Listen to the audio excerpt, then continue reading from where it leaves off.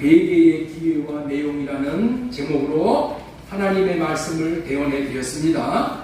회개란 잘못한 것에 대해서, 죄를 지은 것에 대해서 돌이키는 것이 회개예요. 그런데 인생들은 모두가 다 지금 마귀가 뿌려놓은 어둠 속에 거하고 있기 때문에 어느 누구도 자신이 무엇을 잘못했는지를 모르고 살아간다는 거예요. 그래서 정확한 회개를 하지 못하고 사는 거예요. 그저 그냥 남의 물건을 도둑질을 했다거나 무슨 간음을 했다거나 살인을 한다거나 도덕적으로 잘못한 것을 죄로 여기고 사는 거야. 그런데 정작 하나님 앞에서의 죄를 말한다면은 앞에서 언급한 죄들은 그냥 경범죄에 해당하는 죄들이에요. 정작 중범죄에 해당하는 죄를 하나님 앞에서 저와 여러분들이 지금도 죄를 짓고 사는 거야. 날마다 죄를 밥 먹듯이 먹고 그렇게 살아가는 거야. 그런데도 죄 짓는지를 모르고 살아가는 거야. 이것이 사탄의 수작 때문에 그렇다는 거야. 그토록 큰 죄는 무슨 죄인가? 자기 생각대로, 자기 마음대로 산 죄예요. 그것은 자기가 왕이 되어져서 산 죄가 되어져서 가장 큰 중범죄라고 전해드렸어요. 우리는 이 중범죄를 회개하고 해결받아야 하는 것입니다. 그런데 불행하게도 사람들은, 아니 예수님을 믿는다고 하는 사람들조차도 이 사실을 모르고 있다는 거예요. 자신이 지금 얼마나 큰 죄를, 그리고 얼마나 무서운 죄를 짓고 사는지를 모르기에 양심에 전혀 가책도 느끼지 못하고 태연하게, 태평하게 살아가고 있다는 거예요. 그렇기 때문에 회개할 이유를 모르는 거야.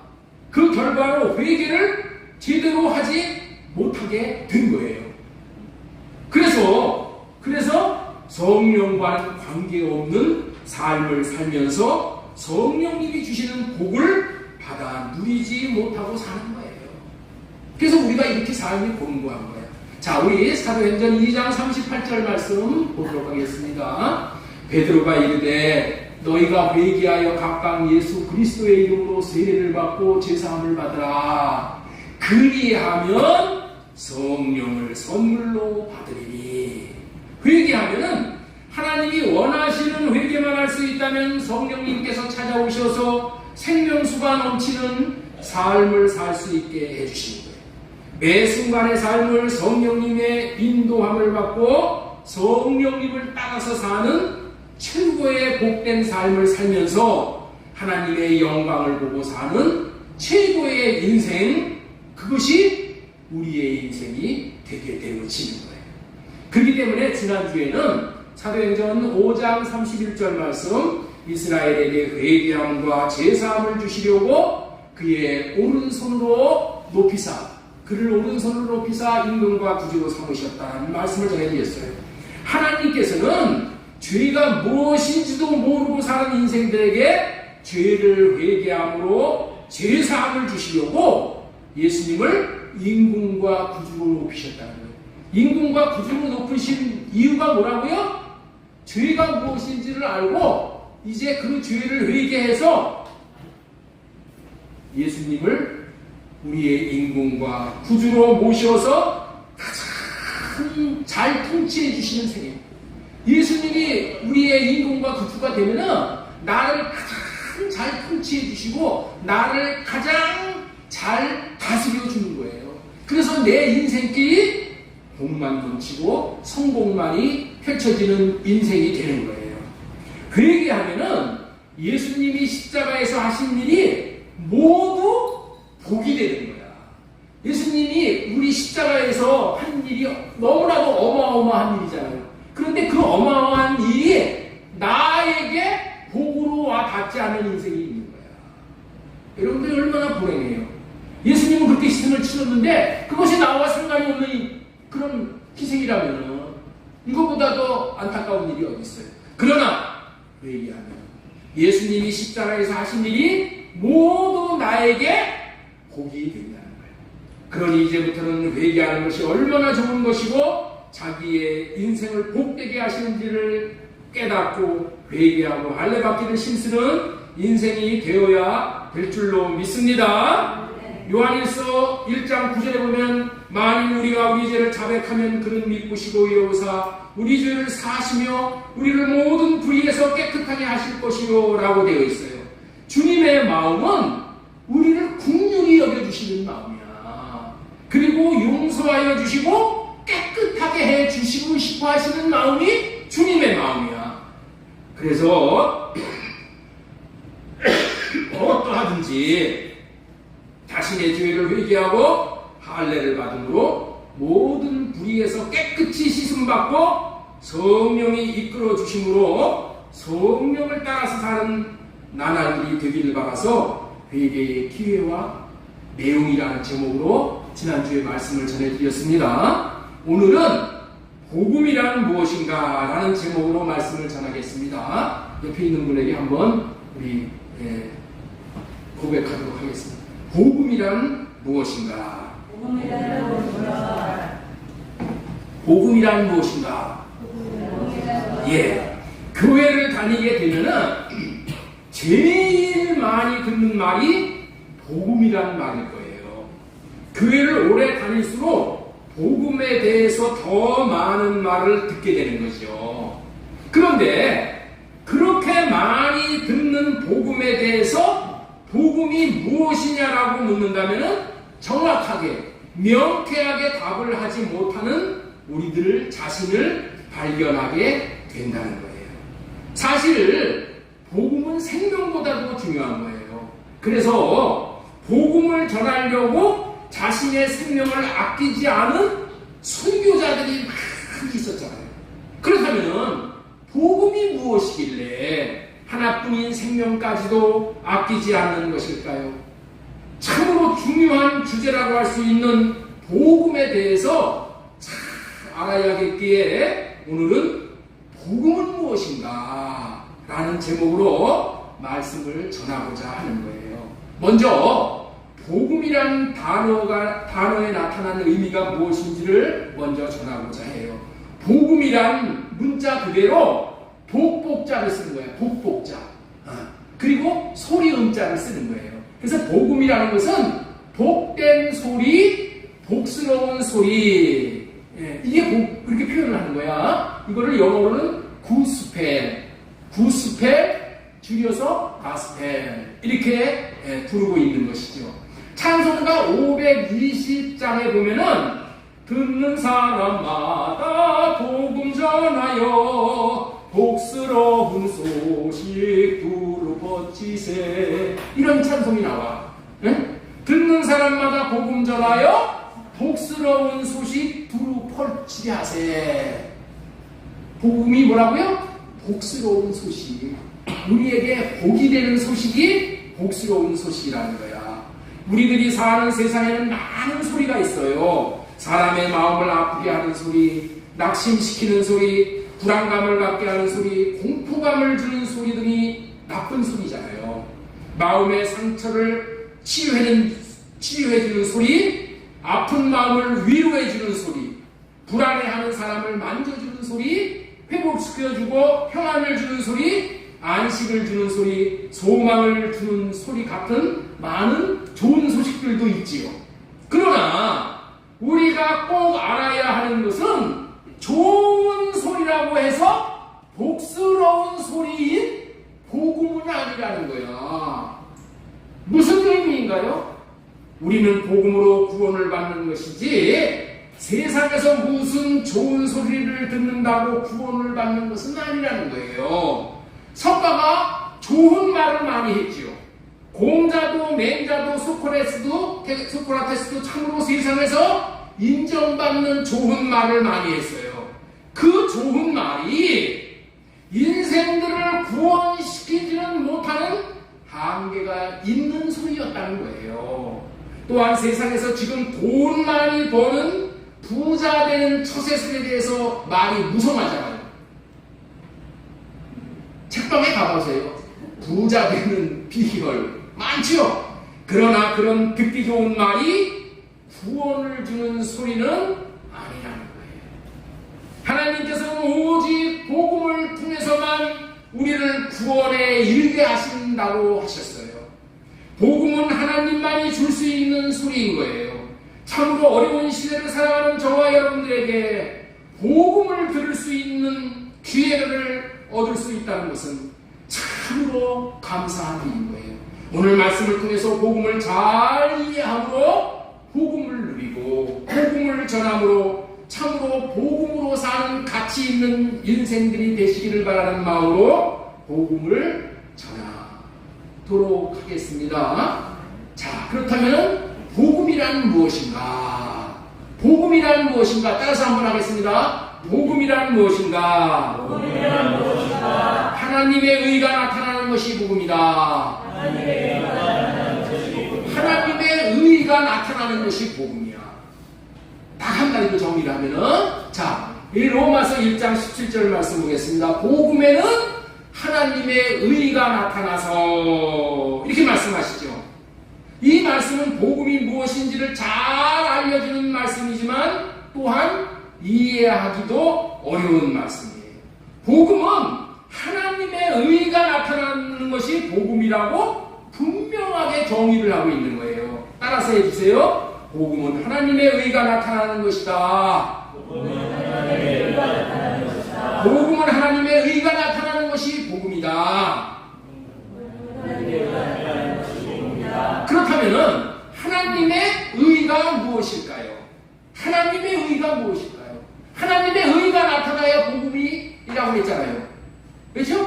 복음은 하나님의 의가 나타난다고 그랬는데 하나님의 의가 무엇이냔 말이에요. 하나님의 의. 하나님의 의는 하나님이 옳다고 인정하시는 것이 하나님의 의예요. 의란 한문으로 오를 의자 띄워주세요. 오를 의자 공의롭다 할 때도 이 의자를 써요. 영어로는 righteousness. 예. 하나님이 보실 때 옳다고 여기시는 것이 하나님의 의예요. 사람은 볼 때에 상대적으로 보는 거야. 사람의 눈으로는 자기에게 잘 해주면 저 사람 옳은 사람이고 의로운 사람이고 좋은 사람이라고 여길 수 있으나 남이 볼 때는 내가 보는 거하고 다를 게 있어. 우리 호인이를 볼 때는 얼마나 의롭고 정말 복되고 뭐라. 그러나 다른 사람이 볼 때는 호인이가 그렇지 않게 볼 수도 있지. 물론 다른 사람들도 잘 봐. 사람은 상대적으로 자기가 좋게 볼 수도 있지만 똑같은 사람인데도 그렇게 보지 않는 사람이 있다는 거예요. 그러나 하나님은 절대적인 기준으로 100% 옳게 보시는 거예요. 하나님이 보시는 것만 맞는 거야. 그런 하나님의 눈으로 볼 때 하나님이 옳다고 여기시는 분은 하나님 자신과 예수 그리스도 그리고 성령님밖에는 없는 거예요. 그렇기 때문에 하나님의 의가 나타난다는 말은 하나님이 나타나시는 것이고 예수님이 나타나신 것이고 성령님이 나타나신다라고 이해를 하면 되는 거예요. 로마서 1장 17절 말씀에 복음에는 하나님의 의가 나타나서 믿음으로 믿음에게 이르게 하나니 이렇게 되어 있어요. 복음에는 하나님의 의신 예수 그리스도가 나타나는 것이 복음이라는 거예요. 예. 예수 그리스도가 하나님의 의야. 응? 하나님의 의는 예수 그리스도야. 예수 그리스도. 예수 그리스도가 의이시고 예수 그리스도가 한 것이 의야. 하나님이 보실 때는. 그래서 예수 그리스도가 나타나는 것이 복음인데 왜 그리스도가 나타나는 것이 복음이 될 수가 있는 것이냐는 거야. 그리스도가 나타나는 것이 왜 복음이 될 수 있냐는 거야. 복음은 좋은 소식이라고 했죠. 그런데 왜 예수 그리스도가 나타나는 것이 복음이 될 수가 있냐는 거야. 예수님이 나타나시면은 그 나타나심을 보는 자들에게 구원을 베풀어 주시기 때문에 그런 거예요. 예수님은 나타나실 때 빈손으로 나타나지 않으시는 분이에요. 우리 앞에 나타날 때 예수님은 빈손으로 나타나지 않으시고 최고의 것을 가지시고 나타나신다.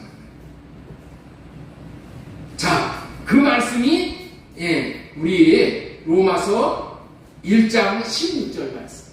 내가 복음을 부끄러워하지 아니하노니 이 복음은 모든 믿는 자에게 구원을 주시는 하나님의 능력이 되리라. 이 복음은 하나님 예수 그리스도인데, 예수 그리스도는 뭐라고요? 모든 믿는 자에게 구원을 주시는 분이라. 모든 믿는 자에게 구원을 주시니까 그 예수 그리스도가 복음인 거야. 응? 나에게 최고로 좋은 것을 주잖아. 그러니까 내게는 복음이야. 내게는 복음. 복음에는 반드시 하나님의 의인 예수 그리스도가 나타나기 때문에 복음인 거예요. 예수님이 나타나는 복음은 복음을 믿는 자들에게 구원을 주시기 때문에 복음이라고 한다는 거예요. 복음은 예수 그리스도가 나타나는 것인데 예수 그리스도가 나타나는 것이 구원인 거야. 예수 그리스도가 나타나면 사탄이 도망가게 되고 예수 그리스도가 안 나타나면 사탄이 왕으로 타는 거예요. 하나님의 의인 예수 그리스도가 나타나면 구원이고 예수 그리스도가 나타나지 않으면 지옥인 것이라는 거예요.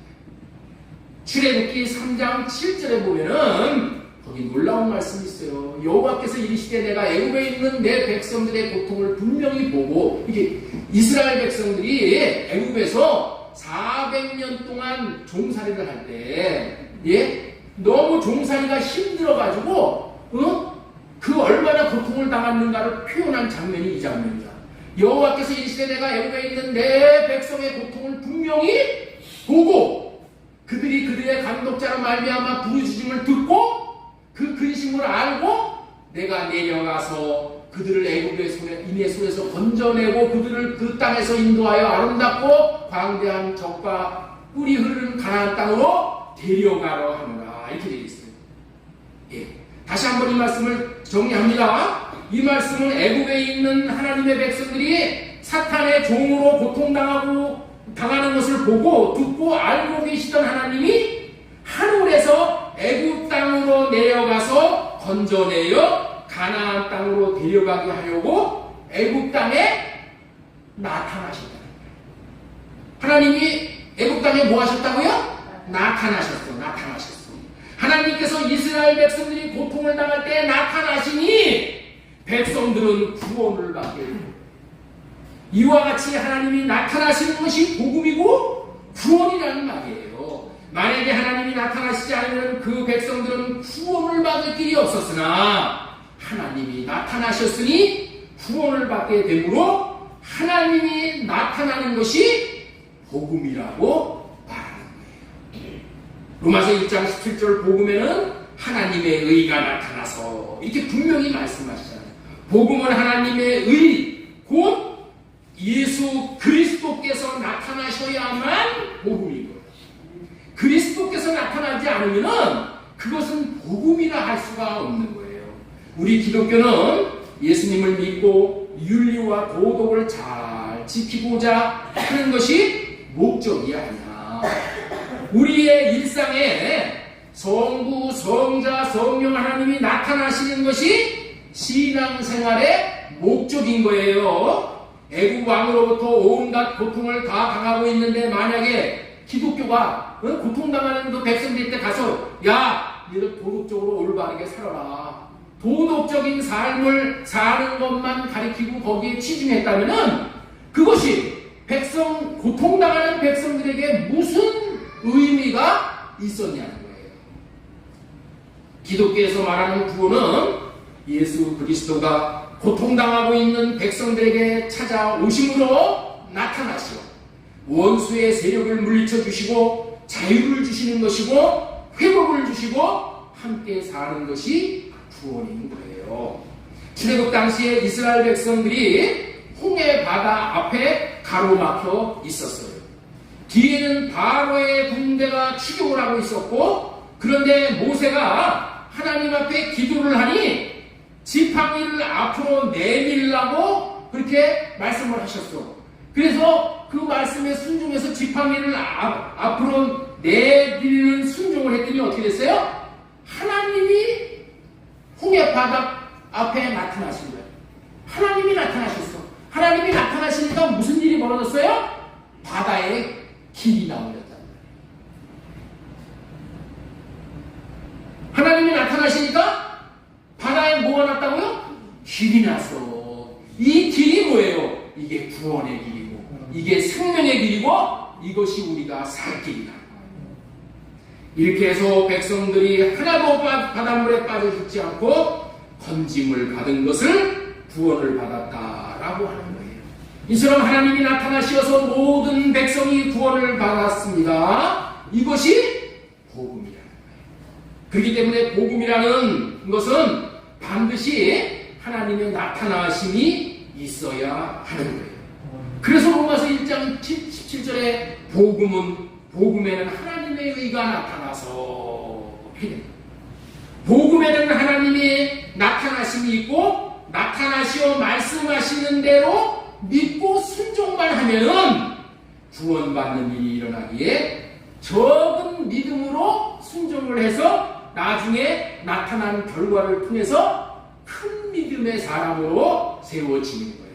그래서 믿음에서 믿음에 이르게 된다라고 하는 거예요. 복음이라고 하는데 하나님이 나타나지 않으면은 구원도 믿음도 다 있는 것도 다 사라져버리게 되는 거예요. 하나님께서 죄악이 관영한 땅에 사는 노아에게 나타나셨어요. 노아는 자신에게 나타나신 하나님의 말씀을 듣고 순종함으로 방주를 지어 자신과 자기 자녀들 도합해서 8명이 구원을 받게 된 거예요. 노아에게 하나님이 나타나심으로 말미암아 노아의 가족 8식구가 살아나는 역사가 있었어요. 아브라함이 본토 친척 아비 집에서 살 때에 하나님께서 아브라함에게 나타나셨어. 아브라함에게 나타나시어 말씀하시기를 하나님의 말씀을 믿고 고향집을 떠날 때 아브라함은 믿음으로 아브라함이 구원받았어 먼저. 그리고 나서 믿음의 조상이 되었고 구원받은 자들에게는 믿음의 본보기가 되었던 거예요. 모세는 궁전에서 40년을 훈련을 받았고 사람을 죽임으로 살인자가 되어 광야로 도망쳐서 피해서 살기를 40년이 걸렸어. 그런데 이렇게 아무 소망이 없이 광야에서 양이나 치고 그 똥이나 이렇게 쳐주고 그러던 보잘것없는 인생 모세에게 하나님이 나타나셨어. 하나님이 나타나셨어. 출애굽기 3장 1절에 보면은 모세가 그의 장인 미디안 제사장 이드로의 양떼를 치더니 모세가 이드로의 양떼를 치고 있었어. 그때 광야 서쪽으로 인도하여 하나님 사람 산 호렙, 이게 신의 산이야. 호렙의 이름에 여호와의 사자가 떨기나무 가운데로부터 나오는 불꽃 안에서 그에게 나타나십니다. 여호와의 사자가 나타났다는 것은 하나님의 시킴을 받은 거기 때문에 하나님이 나타나셨다는 말씀하고 똑같은 말씀입니다. 하나님이 나타나셨어. 하나님이 모세에게는 이렇게 하나님이 나타나신 것이 복음이었고 구원이었던 것이에요. 하나님이 나타나셔서 하신 말씀을 듣고 그대로 따라 나섰을 때 자기도 구원받고 200만 명이 넘는 백성들을 출애굽을 시켜서 다 구원해낼 수가 있는 거예요. 어떻게 해서 그렇게 됐다고요? 하나님이 모세에게 나타나심으로 말미암아 이런 역사가 있었던 거예요. 아람 나라의 군대장관 나아만이 문둥풍에 걸려서 엘리사 선지자에게 고침받고자 찾아왔다가 요단강에 가서 7번 씻으라는 말을 듣고 순종을 할 때에 하나님이 요단강 나아만 장군이 있는 그곳에 나타나셨단 말이에요. 나아만의 피부는 어린아이와 같은 피부로 고침받을 수 있게 되어지는 거예요. 어떻게 그렇게 됐다고요? 요단강물에 씻어서 그렇게 됐어요? 아니요. 하나님이 나타나셔서 하나님이 요단강물에 씻는 그 순종을 하는 그 나아만을 어여삐 보셔서 불쌍히 여기셔서 하나님이 치료하신 거예요. 나아만에게 있어서 하나님의 나타나심은 복음이고 구원이었던 거예요. 사울이라는 사람이 하루는 다메섹성에 있는 예수 믿는 자들을 잡아 죽이려고 길을 달려 올라가고 있었어. 그때 예수님이 빛으로 나타나신 거예요. 사도행전 9장 3절 사울이 길을 가다가 다메섹에 이르러 가까이 이르러 보려니 하늘로부터 빛이 그를 들러 비치는지 어둠의 자식으로 살던 한 사람 사울이라는 인생을 구원하기 위해서 예수 그리스도께서 나타나시어서 말씀하심으로 자신의 역사를 바꾸어 놓을 뿐만이 아니라 온 유럽의 역사를 바꾸는 엄청난 구원의 일을 사도 바울이 행할 수 있었어요. 어떻게 해서 이렇게 됐어요? 사도 바울에게 하나님이 나타나셨기 때문에. 복음은 복음을 듣는 자를 도덕분자로 만들자는 것이 아니에요. 복음은 예수 그리스도가 한 인생에게 나타나심으로 새로운 피조물을 만들어 마침내 예수 그리스도를 나타내고 예수님과 같은 삶을 살게 하는 거예요. 아니, 예수님보다도 더 위대한 삶을 살 수 있도록 하는 거예요. 그래서 이 복음은 하나님의 나타나심은 복스러운 소식이고 복음이라는 거예요. 그리스도가 나타나야 복음이고 구원인데 지금 문제는 세상 어디에도 그리스도가 나타나시는 것을 보는 게 힘들어졌다는 거예요. 왜 이와 같은 불행한 일이 벌어지고 있는지를 성경은 밝히 알려주고 있습니다. 로마서 10장 1절 말씀은 형제들아 내 마음에 원하는 바와 하나님께 구하는 바는 이스라엘을 위함이니 곧 그들로 구원을 받게 하려 함이니라. 하나님의 의를 모르고 자기의 의를 세우려고 힘써 하나님의 의에 복종하지 아니하느니라. 구원을 받지 못한 유대인들을 구원받게 하려는 것이 사도 바울이 자기 민족, 자기 동족을 사랑하는 마음이야.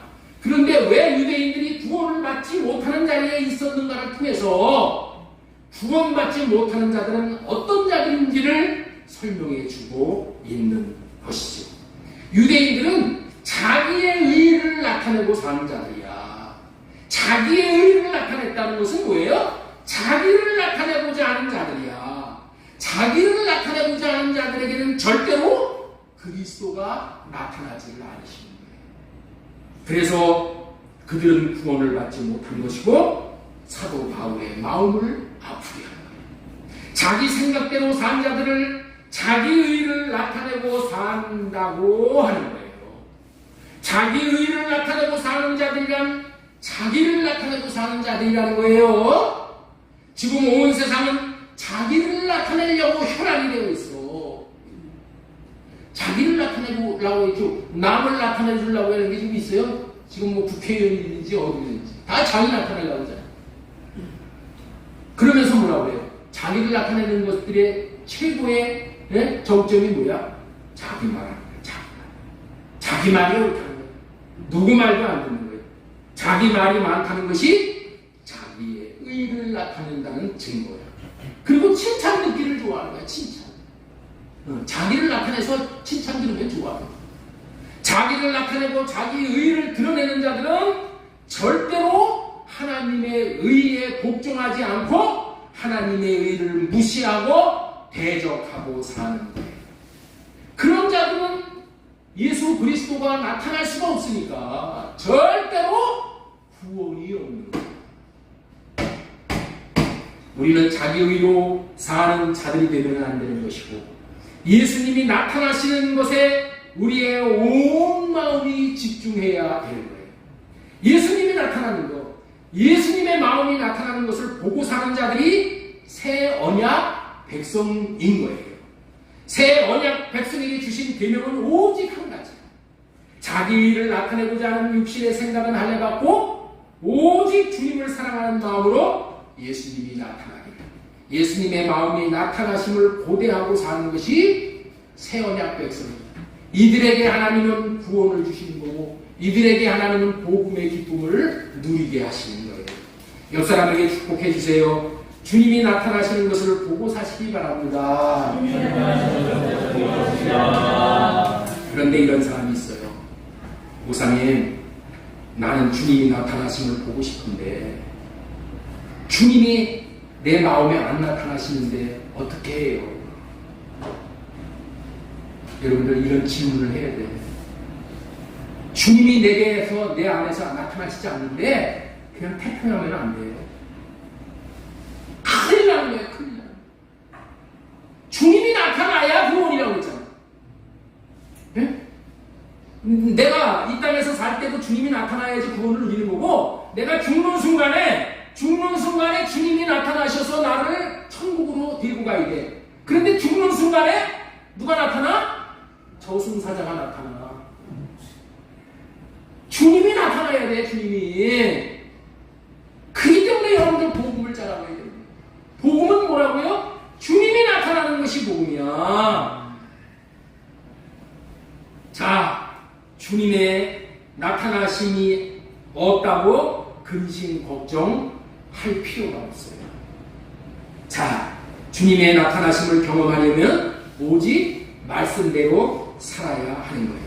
요한복음 14장 21절 말씀 보겠습니다. 나의 계명을 지키는 자라야 나를 사랑하는 자니 나를 사랑하는 자는 내 아버지께 사랑을 받을 것이요 나도 그를 사랑하여 그에게 나를 나타내리라.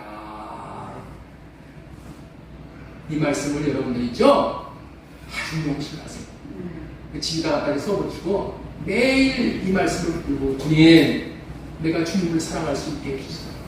그래서 내가 주님의 나타나심을 볼 수 있게 해주세요. 사랑하는 자에게 주님이 나타나신다고 약속하셨어요. 주님은 주님을 사랑하는 자에게 나타나시기를 기뻐하시는 분이에요. 주님이 나타나심을 보기 위해서 주님의 계명을 지키는 것이 상책인 거예요. 주님의 계명이 뭐예요? 주님의 계명은 새 언약 백성에게 주시는 계명은 딱 한 가지라. 오직 육신의 생각을 하려다가 자기의 의를 나타내는 삶을 청산해 놓는 거예요. 그리고 오직 주님을 사랑하는 것뿐이야. 사랑하는 것이 주님의 계명이야. 내 계명이고, 예? 사랑하는 것만이. 주님을 많이 사랑하심으로 주님의 나타나심을 날마다 보고 사실 수 있기를 소망드립니다. 이렇게 이런 삶이 되어야 새 언약 백성으로 사는 거예요. 지금까지 복음은 무엇인가? 하나님이 나타나시는 것이라고 전해드렸습니다. 우리의 인생살이에서 아무리 앞길이 치욕같이 어둡다 할지라도 하나님이 나타나시기만 한다면 하나님이 나타나시는 복음으로 말미암아 구원을 받고 후회할 것이 없는 인생을 살게 되어지는 거예요. 자신의 인생에서 하나님이 나타나시는가 나타나시지 않는가는 너무너무나도 중요한 것입니다. 요한복음 14장 21절 말씀은 하나님이 나타나시지 않아 근심 걱정이 많은 자들에게 소망의 빛이 되는 말씀이에요. 소망의 빛이 되는 말씀이 요한복음 14장 21절 말씀입니다. 나를 사랑하는 자는 내 아버지께 사랑을 받을 것이요 나도 그를 사랑하여 그에게 나를 나타내리라. 성령을 구하여 열심히 하나님을 사랑함으로 주님의 나타나심을 볼 수 있습니다. 자녀에게도 주님이 나타나시기를 구해야 하는 거야. 부모님에게도 주님이 나타나시기를 구해야 하는 거예요. 나라에도 정치가들에게도 주님이 나타나기를 구해야 되는 거예요. 여러분들 우리의 기도는 주님이 나타나시기를 구하는 거야. 주님이 나타나시면은 여러분들 무슨 걱정이 있겠어요? 자녀들과 여러분들에게 있는 모든 일상 가운데서 모든 일마다 때마다 주님이 나타나시면은 뭐가 걱정이 되겠어요? 예? 주님이 나타나시면 내가 기도할 때 주님이 나타나셔. 그럼 뭐가 걱정이야? 예? 자, 옆에 있는 분에게 한번 물어보세요. 주님이 나타나시는데 뭐 걱정거리가 있습니까?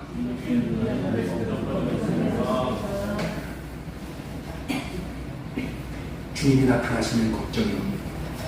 그래서 우리는 주님이 나타나시는데 지금까지 들으신 바대로 새 언약을 믿고 육신의 생각을 하려받고 오직 주님을 사랑함으로 주님이 나타내 주심으로 복음을 누리고 구원을 누리는 복된 인생들 다 될 수 있으시기를 소망드리고 축원합니다. 지금까지는 복음이 무엇인가? 첫 번째, 하나님의 의가 나타나는 것이다.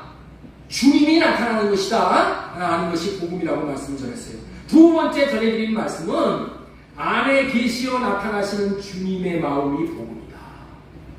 안에 계시어 우리 마음 안에 계셔서 나타나 주시는 주님의 마음이 복음이야. 이 주님의 마음이 뭐예요? 주님의 이름이고 주님의 생명이야. 주님이 안에 계시어 주님의 마음을 나타내 주시겠다는 언약이, 이 언약이 새 언약이야. 예수 그리스도가 새 언약의 중보자로 오셔서 새 언약을 이루어 주셨기 때문에 이제는 새 언약을 믿는 자들의 마음속에서 하나님이 들어와 계시는 거예요. 성령님, 예수님이, 삼위 하나님이 다 들어와 계셔. 그리고 어떻게 돼요? 영원토록 함께 하시는 거예요. 그래서 언제든지 구하기만 하면은 나타나실 수 있는 하나님이 되신 거예요. 하나님의 나라로, 성전으로, 몸된 교회로 그렇게 지어진 자들을 하나님께서 친히 거하실 집으로 삼고 영원히 안에 들어와서 거하시게 된 거예요. 이게 새 언약 백성이 누리는 축복이에요. 영원히 내 안에 들어와서 거하시는 거예요. 그렇기 때문에 언제든지 내 안에 계신 주님에게 구하고 찾고 두드리는 자에게 주님이 어떻게 돼요? 항상 나타날 수 있게 되어진 것이 뭐예요? 복 중에 복이고 이것이 새 언약 백성들이 누리는 복이라는 거예요. 이렇게 사는 삶을 천국 되어져서 산다, 성전 되어져서 산다, 몸된 교회 되어져서 산다, 진리의 복으로 산다라고 하는 거예요. 구약시대는 하나님께서 우리의 몸 밖에 계셨어. 구약시대는 몸 안으로 들어오실 수가 없었어. 왜? 예수님의 피가 아직 뿌려지지 않았기 때문에. 그 몸 바깥에서 나타나셔서 말씀하시는 하나님의 말씀을 순종함으로 구원을 이루어 주셨어. 이런 하나님을 외주하시는 하나님, 외주하시는 성령님이라고 부르는 겁니다. 그러나 이렇게 바깥에서 나타나시는 성령 하나님이 하시는 일은 한계가 있었다. 필요가 있었을 때는 하나님은 나타나셨다가 필요가 채워지면 떠나가시는 거예요.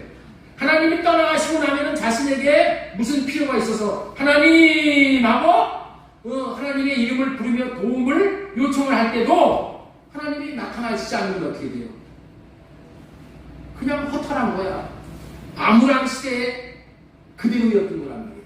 그러나 이제는 그런 어둠의 시대는 가버리고 더 좋은 언약인 새 언약의 시대가 온 거예요.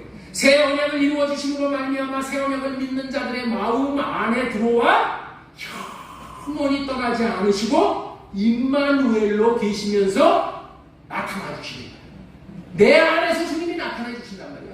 내 안에서 나타나 주시는 것이 뭐예요? 내 안에서 주님의 마음을 주시고 사랑할 수 있는 마음도 주시고 용서할 수 있는 마음도 주시고 인내할 수 있는 마음도 주시고 내 안에서 나타나 주신단 말이야. 내 안에서 나타나 주시는 거예요.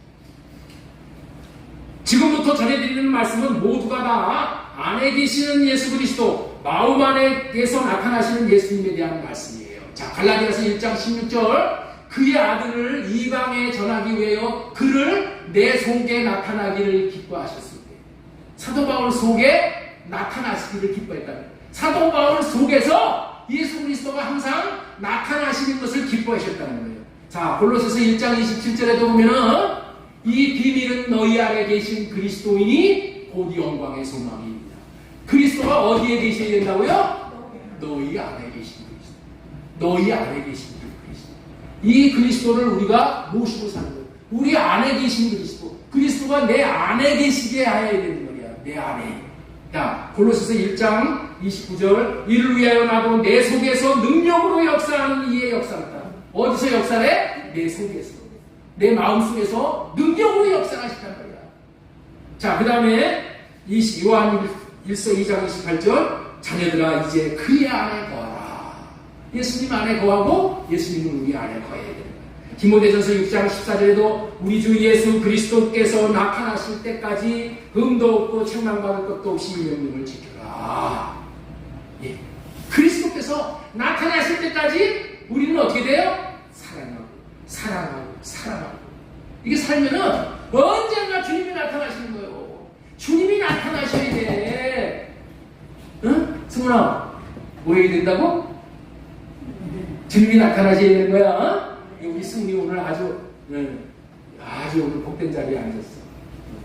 다른 사람들은 일부 예배가 지금 가는데 이 승리가 이렇게 2부에도 딱 드리게 돼가지고 기가 막힌 복음을 듣게 되는 거예요. 오늘 이제 승리가 이제 학교 기숙사에 들어가서 하나님 오늘도 나에게 나타나 주세요. 나는 주님이 나의 소망이십니다. 나의 소망 되신 주님 내 마음에서 나타나셔서 주님의 마음을 주세요. 그 주님의 마음은 어떻게 돼? 외로운 마음이 아니요. 혼자 있더라도 거기 기숙사에 가서 혼자 있더라도 어떻게 돼요?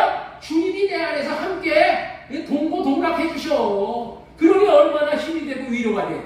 그렇죠? 요셉이 자기 아버지를 떠나가지고 애굽의 포로가 되어 왔을 때도 요셉은 항상 하나님과 함께하는 삶을 살았어. 그래서 그런 고난을 극복할 수가 있게 되는 거예요.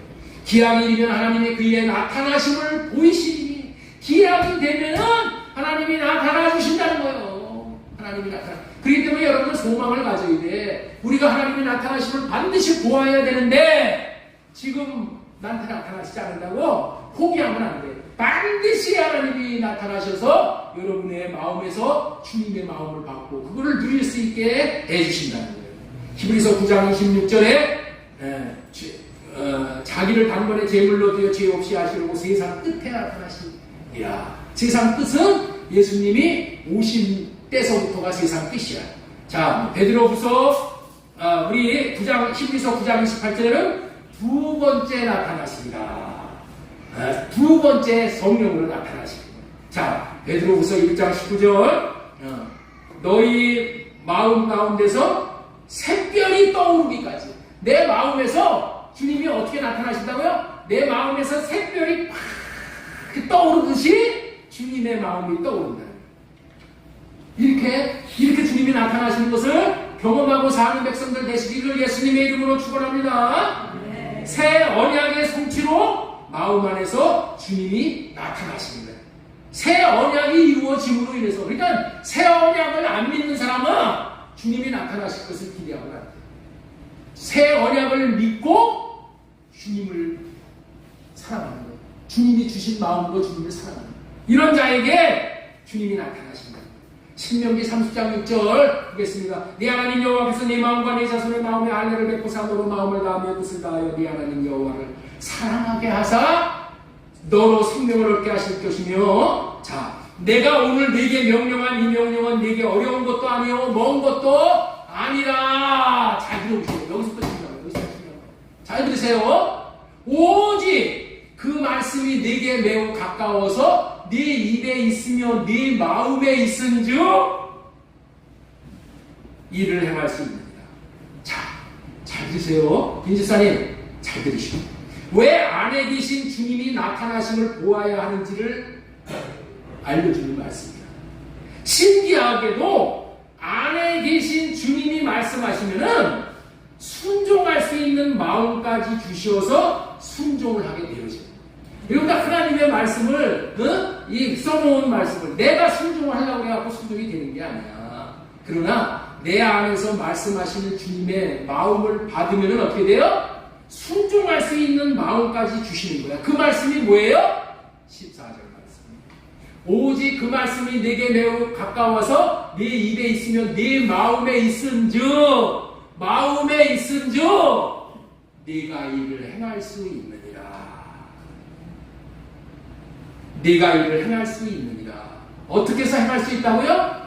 그 말씀이 내 마음에 있기 때문에. 마음에서 떠오르는 말씀이기 때문에. 반드시 안에 계신 주님의 마음을 받아야 구원에 이르고 영광을 보게 되는 순종을 할 수 있게 되어집니다. 나는 여러분들에게 다시 한번 도전을 합니다. 성령을 호흡하며 구함으로 육신의 생각을 하려받고 성령으로 안에 계신 주님이 주시는 마음을 구하여 받고 그 주님의 마음으로 살 때만이 네가 이를 행할 수 있느니라 라는 주님의 말씀을 경험하게 됩니다. 이 원리를 명심하시고 사실 수 있기를 바라고 소망을 드립니다. 주님, 나로서는 살 수 없어요. 그러니 주님의 마음을 주세요. 살 수 있는 마음을 주세요. 주님, 사랑할 수 있는 마음을 주세요. 주님, 나로는 갈 수 없어요, 이 길을. 주님이 이 길을 갈 수 있는 마음을 주세요. 포기하지 않을 수 있는 마음을 주세요. 나로는 참을 수가 없어요. 나는 저 사람만 보면 그냥 얼굴에 속에서 그냥 막 분해가 끓어올라요. 그렇다고 그냥 내 안에 있는 걸 다 쏟아낼 수가 없어요. 그러면은 집안이 흥지박산이 돼요. 주님, 어떻게 해요? 참을 수 있는 마음 주세요. 인내할 수 있는 마음 주세요. 용서할 수 있는 마음 주세요. 라고 구하셔서 주님이 내 안에 나타나시면서 그런 마음을 주실 때 그 마음을 받아서 우리는 살 수 있는 거예요. 이렇게 사는 삶이 복음을 누리고 사는 삶이에요. 여러분들 있죠? 우리 기독교인들이 다 종교 생활하고 있는 거예요. 성경에서 이게 받아가지고 말씀 받아갖고 아 순종해야지. 내가 순종을 하고 내가 하려고 그럼 죽었다 깨달은 못해. 주님에게 마음을 받아서 주님이 마음이 내가 살 수 있게 해주셔야지 내가 주님이 기뻐하시는 삶을 살게 되어지는 거예요. 이렇게 살 때에 생명이 내게 자라납니다. 생명을 주시면 순종하며 살 때만 생명의 역사가 일어나는 거예요. 지식으로 아는 것은 뺑난 소용없는 거예요. 생명을 주시겠다는 언약이 이 발레 언약이고 새 언약이고. 지금까지는 복음이란 무엇인가? 하나님의 의가 나타나는 것이 복음이다. 안에 계시어 주님이 나타나는 주님의 마음이 복음이다 라는 말씀을 전해드리겠습니다. 마지막으로 복음이 무엇인가? 하나님이 아브라함에게 하신 언약이 복음입니다. 자, 따라서 한번 하겠습니다. 하나님이 아브라함에게 하신 언약이 복음이다. 하나님이 아브라함에게 하신 언약이 복음이다. 하나님이 아브라함에게 하신 언약이 복음이다. 크게 좀 하셔요. 돈 나가는 것도 아니야. 예? 그죠? 하나님이 아브라함에게 하신 언약이 복음이다. 복음이 무엇인지를 알고자 하는 사람은 아브라함에게 하신 언약을 잘 알아야 하는 거야. 복음으로 말미암는 구원은 아브라함에게 하신 언약만을 하나님께서 이루셔. 하나님은 아브라함에게 하신 언약만 이루신다니까. 그래서 여러분들이 좀 모두가 다 아브라함의 자손이 돼야지 구원받는 거야. 응? 아브라함에게 하신 언약만이 복음이야. 자, 우리 로마서 1장 1절 말씀 보겠습니다. 이 복음을 하나님께서 예언자들을 통하여 성경에 미리 약속하신 것으로. 이 복음이 뭐냐? 예언자들을 통해서 성경에 미리 약속하신 거예요. 예언자를 통해서 누구에게 약속하셨어요? 아브라함에게, 선지자들에게, 에레미야 선지자, 에스겔 선지자에게 약속하셨단 말이에요. 예? 이게 복음이란 말이야. 이 복음은 예언자들을 통하여서 성경에 미리 약속하신 것이 복음이라는 거예요. 예? 이 예언자들에게 약속하신 복음이 아브라함에게 전한 복음이야. 자, 갈라디아서 3장 8절 말씀 보겠습니다. 또 하나님이 이방을 믿음으로 말미암아 의로 정하실 것을 성경이 미리 알고 먼저 아브라함에게 복음을 전하되. 누구에게 먼저 복음을 전했다고요? 아브라함에게 복음을 전했다. 여러분들 이 말이 너무 중요한 거예요. 아주 중요한 말씀을 지금 전하고 있는 거예요. 복음을 알아야 돼요. 하나님이 먼저 누구에게 복음을 전하셨다고요? 아브라함에게 복음을 전하셨다니까. 아브라함에게. 그렇다면은 하나님께서 아브라함에게 하신 언약, 복음의 내용은 어떤 것이냐? 아브라함에게 하신 복음 세 가지만 딱 정리하고 며칠이라고 해요. 아브라함에게 하신 언약, 이것이 복음인데 이 복음의 내용은 뭐냐? 첫 번째, 아브라함의 자손 중에서 그리스도를 보내주시겠다는 거예요. 이게 복음이야. 이게 아브라함의 자손 중에서 누구를 보내주시겠다고요? 그리스도. 아브라함의 자손 중에서 그리스도를 보내주시겠다. 그리스도가 나타나게 해주시겠다는 거야. 아브라함의 자손 중에서 그리스도가 나타나게 해주시겠다는 거야. 자, 창세기 20장 17절 보겠습니다. 내가 네게 큰 복을 주고 네 씨가 크게 번성하여 하늘의 별과 같고 바닷가의 모래와 같으리니 네 씨가 대적의 문을 성문을 차지하리라. 네 씨가 여기 단수를 쓴 것은 예수 그리스도를 얘기하는 거야. 이 예수 그리스도가 대적의 성문을 차지해. 대적은 누구야? 마귀를 얘기하는 거야. 마귀가 차지하고 있는 성문을 열면은 마귀가 무장해제가 되는 거죠. 예. 아브라함에서 씨에서 나온 그리스도가 대적의 성문, 사탄을 무너뜨리고 사탄이 가지고 있는 모든 것을 다 찾아오겠다 하시겠다. 갈라디아서 3장 16절에도 한번 보겠습니다. 이 약속들은 아브라함과 그 자손들에게 하신 것인데 여럿을 가리켜 그 자손들이라고 하지 아니하고 오직 한 사람을 가리켜 네 자손이라 하였으니 곧 그리스도라. 아브라함의 씨에서 예수 그리스도를 보내주실 것이라는 언약이 복음인 겁니다. 아브라함 자손 중에서 그리스도가 태어나게 하시겠다고 하신 언약을 믿는 자들의 마음 안에 예수 그리스도가 계시게 되는 거야. 예수 그리스도가 계심으로 거듭난 생명을 주시겠다고 한 언약이 새 언약이고 이게 복음인 거예요. 이 복음은 아브라함 때나 지금이나 변함이 없는 복음이고 언약입니다.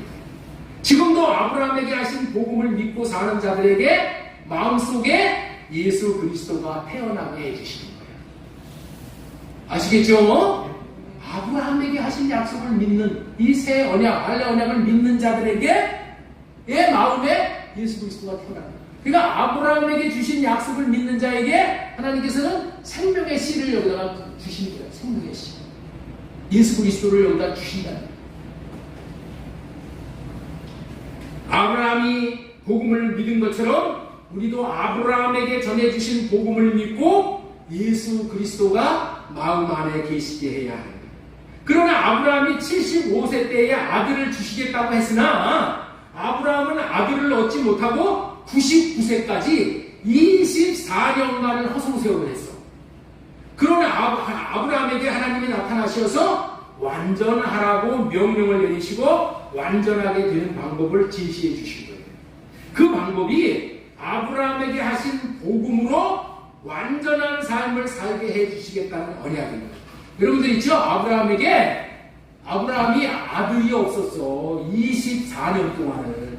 자식을 낳게 해준다고 했는데 아들이 없어. 그래가지고 하나님이 하도 답답해가지고 창세기 17장에 아브라함에게 나타나셨어. 그래서 아브라함에게 뭐라고 말씀하셨냐?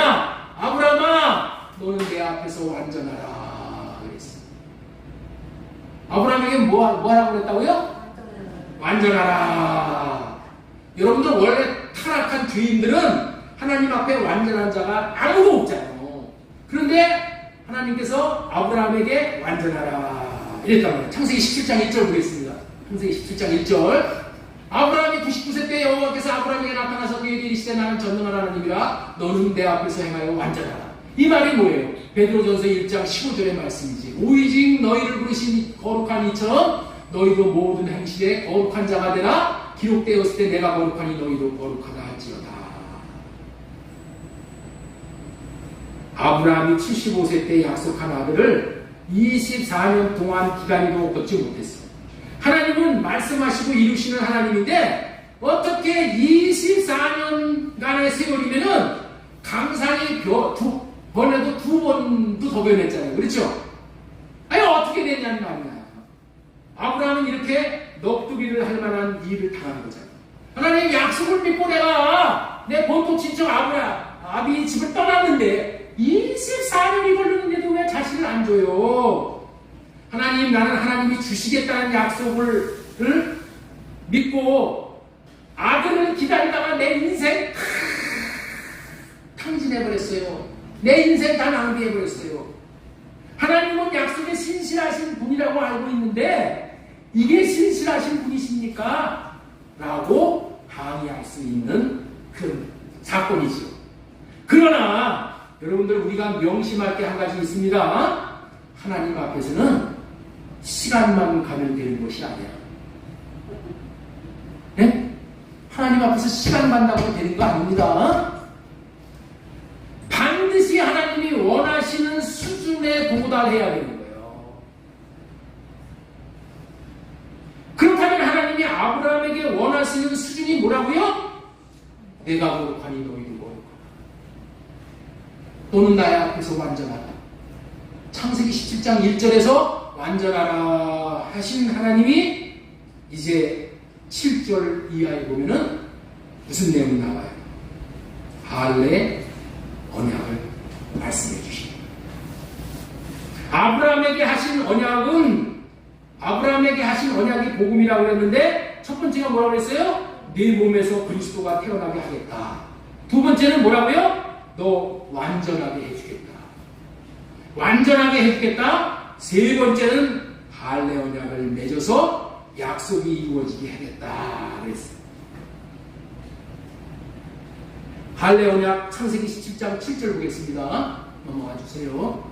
내가 내 언약을 나와 너와 네 세대 후손에 세워서 영원한 언약을 삼고 이렇게 말합니다. 영원한 언약이라는 얘기를 여기서 하는데 이 영원한 언약이라는 게 뭐예요? 이 언약만이 영원히 없어지지 않는 언약이야. 이게 할례 언약이에요. 영원히 지켜야 할 언약이니 이 언약만 지키도록 하라는 의미예요. 그렇다면 언약의 내용이 뭐라고요? 할례 받고 사는 거예요. 자, 창세기 17장 10절 너희 중 남자는 다 할례를 받으라. 이것이 나와 너희와 너희 후손 사이에 지킬 내 언약입니다. 너는 포피를 베어라. 이것이 나와 너희 사이의 언약의 표징입니다. 포피를 베는 순종을 하는 아브라함에게 하나님께서는 마음의 할례를 행해 주십니다. 마음의 할례를 행해 주심으로 완전한 자가 되어줘서 1년 후에 아들을 낳게 됩니다. 24년을 걸렸는데도 아들을 못 낳았어. 그런데 포피르에다가 할례를 받은 아브라함과 아브라함의 종들, 가족들 다 할례 받고 났더니 하나님께서 그걸 믿음으로 보신 거예요. 그래서 마음에다가 할례를 시키시네요. 마음에다가. 그랬더니 어떻게 됐어요? 1년 만에 아들을 낳아버렸어. 1년 만에. 그럼 되돌아보면 뭐예요? 왜 아들을 못 낳았어요? 아브라함이 완전하지가 못했기 때문에 아들을 못 낳았다는 거예요. 창세기 사도행전 7장 8절 보세요. 할례의 언약을 아브라함에게 주었더니 그가 이삭을 낳아 8해 만에 할례를 행하고 이삭이 야곱이 우리 12 두삭을 낳으니라. 여러분들 잘 들어보세요. 생각과 마음에 할례를 받고 사는 삶이 여러분들 대수롭지 않게 여기고 있지요. 해도 되고 안 해도 되는 삶으로 여러분들 여기고 있지요. 그런데 그렇지가 않다. 육신의 생각을 할례 받고 사는 삶이 저와 여러분들을 완전한 자의 반열에 이르게 한다. 내 육신의 생각으로 사는 것이 그렇게 무서운 거야. 육신의 생각으로 사는 것이 부정한 삶인 거예요. 그러나 내 육신의 생각을 끊어버리고 주님의 생각과 마음으로 사는 것이 내가 완전하게 되는 거야. 하나님 앞에 완전하게 되는 비결이 이거다. 그랬을 때에 하나님께서 이삭을 나타내요. 그 몸에서 그리스도가 나타나게 합니다. 여러분들 우리가 할례를 받고 살 때 예수 그리스도가 내 마음에 계실 수가 있다. 왜? 내가 완전한 자가 되어지기 때문에. 육신의 생각으로 예수 그리스도를 모실 수가 없어. 육신의 생각은 마귀가 주는 생각이에요.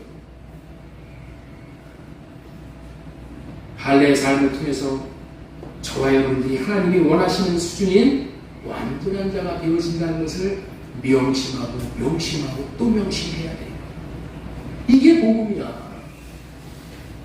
이런 할례의 삶을 살면은 주님이 내 마음에 오셔서 주님이 나에게 마음을 주셔. 그럼 그 마음만 받아가지고 그 마음을 나타내고 살면은 우리 기독교인이 사는 삶 100%를 다 커버할 수 있는 거예요.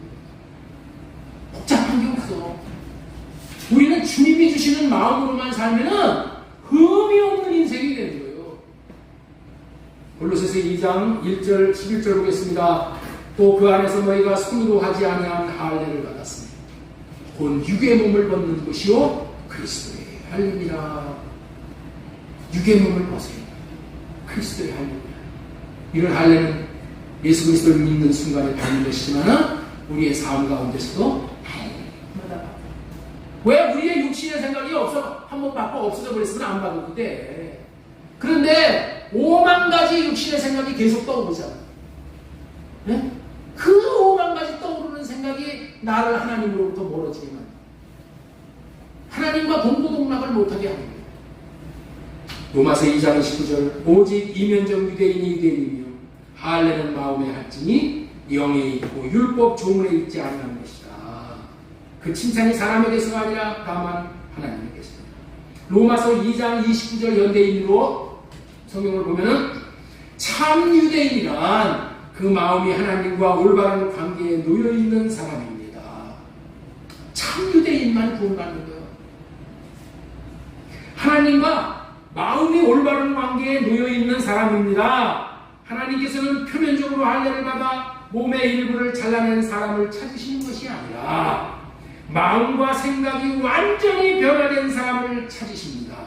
그의 생활이 변화된 사람이야말로 비록 사람들에게는 칭찬을 받지 못한다고 하도 하나님의 칭찬을 받게 됩니다. 정리합니다. 하나님은 사람에게 두 가지의 복을 주셨습니다. 왜냐하면 사람의 생명이 둘이기 때문에 그래요. 육신의 생명으로 사는 그런 생명이 있고 영의 생명, 이 두 가지의 생명입니다. 육신의 생명으로 사는 자들은 자기의 생각으로 하나님의 법을 지켜보려고 해서 자기 의를 내세우며 사는 거예요. 그러나 그런 삶은 불가능한 삶입니다. 그래서 하나님은 이렇게 사는 법을 폐하고 속 사람의 생명으로 사는 둘째 것으로 사는 삶을 살도록 하신 거예요. 둘째 것으로 사는 게 뭐예요? 내 육신의 생각을 할례받고 내 마음 안에서 주시는 생각과 마음으로 사는 거예요.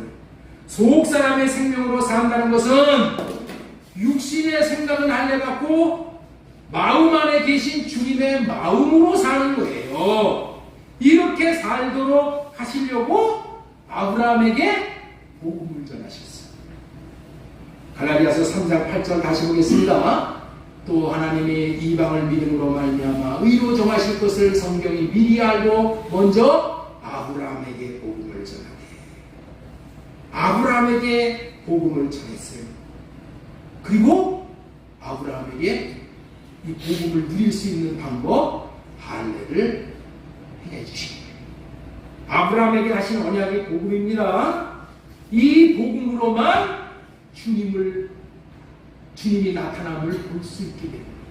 왜? 이 아브라함에게 전한 언약만이 내 마음에 예수 그리스도가 태어나서 안에 계신 주님의 나타나심을 볼 수 있게 되는 거예요. 그래서 하나님의 의를 보고 사는 것이 복음이라고 했는데 그것이 어떻게 이루어지냐? 이 아브라함에게 하신 언약이 이 복음이 내게 이루어짐으로 말미암아 그렇게 되는 거예요.